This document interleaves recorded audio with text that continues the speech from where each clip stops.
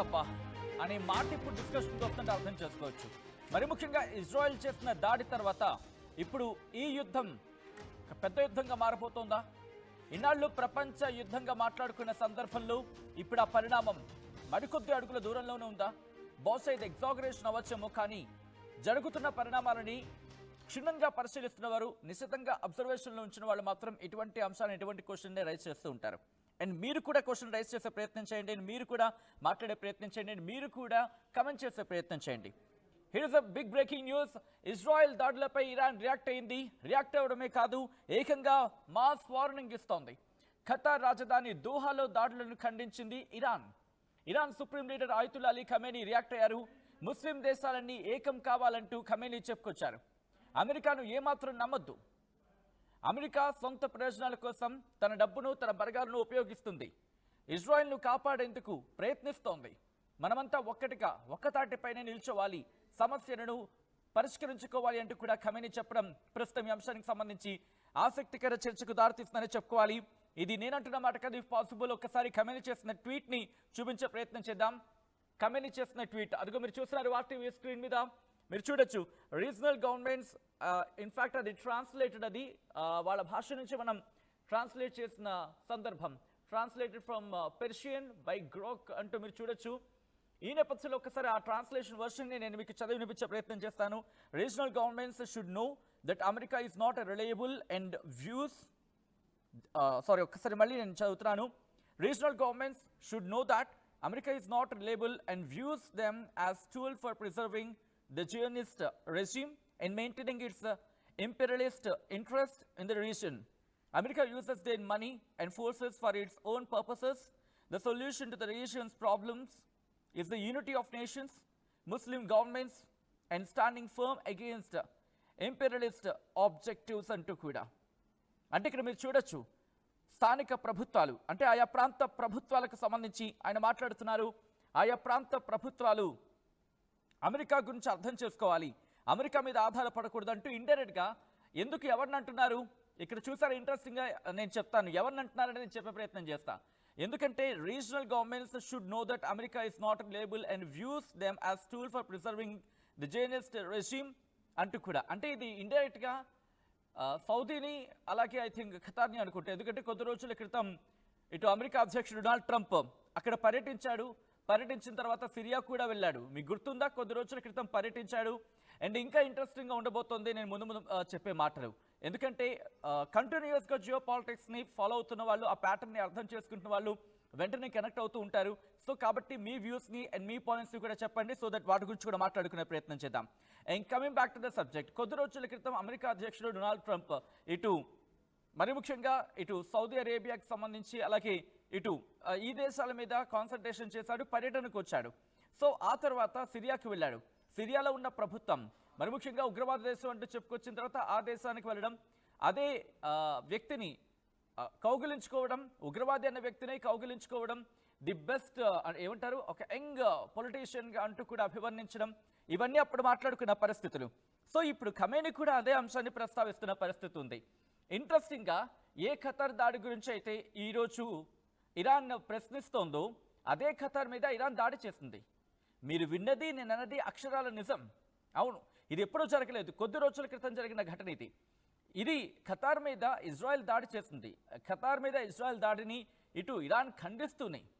ఇంట్రెస్టింగ్గా చూడండి, బట్ ఇదే ఇరాన్ అమెరికా సేనలు ఉన్నాయని చెప్పి ఇరాన్ ఇటు ఇజ్రాయెల్కి ఇరాన్కి యుద్ధం జరుగుతున్న సమయంలో ఇదే ఇరాన్ ఖతార్ మీద దాడి చేసింది. ఆ రోజు కోర్స్ ఖండన వినిపించినప్పటికీ ఆ తర్వాత నార్మల్ అయిపోయింది. కానీ ఇప్పుడు పరిస్థితులు అలా లేవు. ఇటు ఖతార్తో పాటు అంటే ఖతార్కు సంఘీభావంగా ఇటు యుఏఈ, దాంతోపాటు సౌదీ అరేబియా, దాంతోపాటు మిగిలిన దేశాలు జోర్డాన్, ఇవన్నీ కూడా భేటీ అవుతున్నాయి, ఇటు చర్చలకు వెళ్తున్న పరిస్థితి ఉంది. ఇప్పుడు ఖమేనీ కూడా రియాక్ట్ అయ్యాడు. Interesting development. అరబ్ దేశాలకు ఇజ్రాయెల్ను ఓడించే సత్తా ఉందా, ఉంది లేదు ఒకసారి మీరు కమెంట్ చేసే ప్రయత్నం చేయండి. అరబ్ దేశాలకు ఇజ్రాయెల్ని ఓడించే సత్తా ఉంది అంటే ఉందా లేదా? ఇంట్రెస్టింగ్గా 50-50, 50-50 ఉన్నారంటే అర్థం చేసుకోవచ్చు. ఇజ్రాయెల్ని బీట్ చేయగలరా? ఇక్కడ ఇంట్రెస్టింగ్ ఏంటంటే ఇజ్రాయెల్ కూడా వార్నింగ్ ఇస్తోంది. చూడండి డెవలప్మెంట్స్ ఎంత వేగంగా ఉన్నాయనేది. అటు ఏమంటున్నాడు ఇజ్రాయెల్కి సంబంధించి బెంజమిన్ నెతన్యాహు, మీరు అంటే ఈ దేశాలు ఏవైనా సరే ఉగ్రవాదులకి ఊతం ఇచ్చినా, ఉగ్రవాదులను మీ దగ్గర దాచిపెట్టుకున్నా మీరు తరిమేసుకోండి ఫస్ట్. ఒకవేళ కుదిరితే మీరు తరిమేసుకోండి, లేకపోతే నేనే తరిమేస్తా అంటున్నాడు. ఇఫ్ పాసిబుల్ ఒక్కసారి ఇజ్రాయెల్ ప్రధాని బెంజమిన్ నెతన్యాహు బయట కూడా ఉంటే ప్లే చేసే ప్రయత్నం చేద్దాం. ఎందుకు నేను ఈ మాట అంటున్నానంటే, ఇజ్రాయెల్ ప్రధాని బెంజమిన్ నెతన్యాహు మాట్లాడిన మాటలకి ఇప్పుడు రియాక్షన్స్ వస్తున్నాయి. అంటే నువ్వు కనుక దాడి చేస్తే ఇటు మేమందరం ఒకటవుతాం, మేమంతా ఏకమవుతాం. ఇక్కడ మీరు చూడొచ్చు ఖమేనీ చేసిన ట్వీట్ని. అఫ్కోర్స్ మీకు డౌట్ రావచ్చు, ఖమేనీ అంత మాట అన్నాడు అని చెప్పి. అందుకే చాలా మందికి డౌట్ వస్తుంది కాబట్టి నేను ఆ ట్వీట్ని చూపిస్తున్నాను. ఏమంటున్నాడు ఖమేనీ? రీజనల్ గవర్నమెంట్స్ అంటే ప్రాంతీయ ప్రభుత్వాలు, అది ఏదైనా కావచ్చు, అక్కడ సౌదీ ప్రభుత్వం అంటే సౌదీ అరేబియా కావచ్చు, లేకపోతే ఖతార్కి సంబంధించిన ప్రభుత్వం కావచ్చు, జోర్డాన్ కావచ్చు, ఇంకా అక్కడి నుంచి చుట్టుపక్కల తీసుకున్న సందర్భంలో సౌదీ అరేబియా కావచ్చు. ఇప్పుడు వీళ్ళందరూ భేటీ అవుతున్నారు కదా, ఈ రోజు మొత్తం అందరూ భేటీ అయ్యారు, ఈరోజు అందరూ కలుసుకున్నారు. బహుశా రేపు మాపు వీళ్ళందరూ భేటీ అయ్యే అవకాశం ఉంది. ఇప్పటికీ యమన్ అక్కడ రెచ్చిపోతుంది, హౌతీలు రెచ్చిపోతున్నారు, దాంతోపాటు హెజ్బుల్లా హమాస్ కూడా రెచ్చిపోతున్న పరిస్థితులు ఉన్నాయి. సో ఈ క్రమంలో ఇరాన్ కూడా వెళ్ళబోతుందా? ఇరాన్ కూడా ఇండైరెక్ట్గా, ఎందుకంటే ఇక్కడ ఒక మాట వినిపిస్తుంది ఏంటంటే, వీళ్ళంతా కూర్చొని చర్చించుకున్న తర్వాత ఒక స్ట్రాంగ్ రియాక్షన్కి వెళ్ళే అవకాశం ఉంది. Interesting, strong reaction. ఆ స్ట్రాంగ్ రియాక్షన్ ఏం కాబోతోంది? ఎందుకంటే ఇక్కడ ఒక మాట వినిపిస్తుంది, ఏమని? ఏ ఆయుధాన్ని అయితే ఇటు పశ్చిమ దేశాలు ప్రయోగించే ప్రయత్నం చేస్తున్నాయో అదే ఆయుధాన్ని ఒపెక్ దేశాలు, మరి ముఖ్యంగా సరే ఒపెక్ దేశాలు కూడా కాదు, మరి ముఖ్యంగా అరబ్ దేశాలు విధించే అవకాశం ఉంది. చమురు మీద విధించే అవకాశం ఉంది, ఎక్స్పోర్ట్స్ ఇంపోర్ట్స్ మీద సుంకాలు విధించే అవకాశానికి సంబంధించి కావచ్చు, లేదు కాదు కూడదు అనుకుంటే దాడికి వెళ్ళే అవకాశం ఉంటుంది, లేదు అంటే కనుక అమెరికాతో చర్చించే అవకాశానికి సంబంధించి ఇక్కడ ఏది కొట్టిపారేయలేం, అన్ని సాధ్యాలు కనిపిస్తున్నాయి. ఇంతవరకు నివురుగప్పుడు నిప్పులా ఉన్న ఇష్యూ కాస్త ఇప్పుడు ఒక్కసారిగా పెళ్ళుపు కింద, ఒక్కసారిగా ఒక పెను విధ్వంసానికి దారి తీయబోతోందా? ఎందుకు నేను మాట అంటున్నానంటే ఒక్కసారి ఆ బయట వినండి మీరే. ఎందుకంటే ఇక్కడ బెంజమిన్ నెతన్యాహు రెచ్చగొడుతున్నాడా? ఒకసారి మీరు ఆ మాటలు వింటే కనుక అర్థమవుతుంది. And at the same time మీరు చూస్తున్నారు ఆ ఫోర్త్ విజువల్స్ మీరు చూస్తున్నారు కదా, ఇటు సౌదీ రాజులు కావచ్చు, సౌదీ కావచ్చు, దాంతోపాటు దుబాయ్ కావచ్చు, లేకపోతే వీళ్ళందరూ కూడా భేటీ అవుతున్న పరిస్థితి. ఒక్కొక్కరు కూడా ఖతార్ చేరుకుంటున్నారు. ఖతార్ అధికారులు కావచ్చు, లేకపోతే ఖతార్ ప్రభుత్వం వాళ్ళని ఆహ్వానించిన విజువల్స్. అదేదో మామూలుగా వాళ్ళు ఏదో కలుసుకున్న విజువల్స్ కాదు. ఈ దాడి తర్వాత వాళ్ళందరూ సంఘీభావంగా ఖతార్ చేరుకుంటున్న దృశ్యాలు అవి. ఈ క్రమంలోనే ఇటు ఇజ్రాయెల్ రియాక్ట్ అయింది. ఇజ్రాయెల్ ప్రధాని బెంజమిన్ నెతన్యాహు రియాక్ట్ అయ్యారు. ఆయన ఒక్కసారి ఆయన రియాక్షన్ చూద్దాం. ఆ రియాక్షన్ చూసిన తర్వాత ఇన్ డీటెయిల్గా మాట్లాడుకుందాం. ఈ కథను మిమ్మల్ని కాస్త కలవరపరచచ్చు, అయితే మిమ్మల్ని కలవరపాటు గురి చేయడం ఆర్టీవీ ఉద్దేశం కాదు. కానీ ఇటువంటి కథనాలు చూసినప్పుడు కాస్త కలవరపాటు గురి అవకాశం ఉంటుంది కాబట్టి దీనికి సంబంధించి తగిన జాగ్రత్తలు తీసుకోవాలని ఆర్టీవీ సూచించడం జరుగుతోంది. This is disturbing content, viewer description is advised. ఒక్కసారి బెంజమిన్ నెతన్యాహు ఇటు ఇజ్రాయెల్ ప్రధాని మాట్లాడుతున్నాడు ఈ ఘటనకు సంబంధించి ఇరాన్ రియాక్షన్ నేపథ్యంలో. ఒకసారి ఏమంటాడు చూద్దాం, ఆ తర్వాత మాట్లాడుకుందాం. September 11th. We remember September 11th. On that day, Islamist terrorists committed the worst savagery on American soil since the founding of the United States. We also have a September 11th. We remember October 7th. On that day, Islamist terrorists committed the worst savagery against the Jewish people since the Holocaust. What did America do in the wake of September 11th?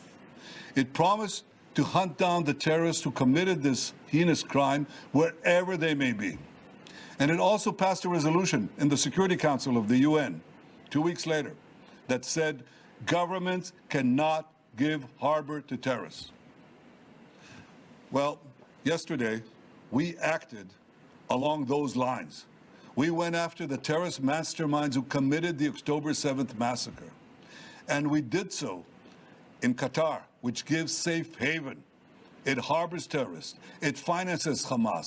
It gives its terrorist chieftains sumptuous villas. It gives them everything.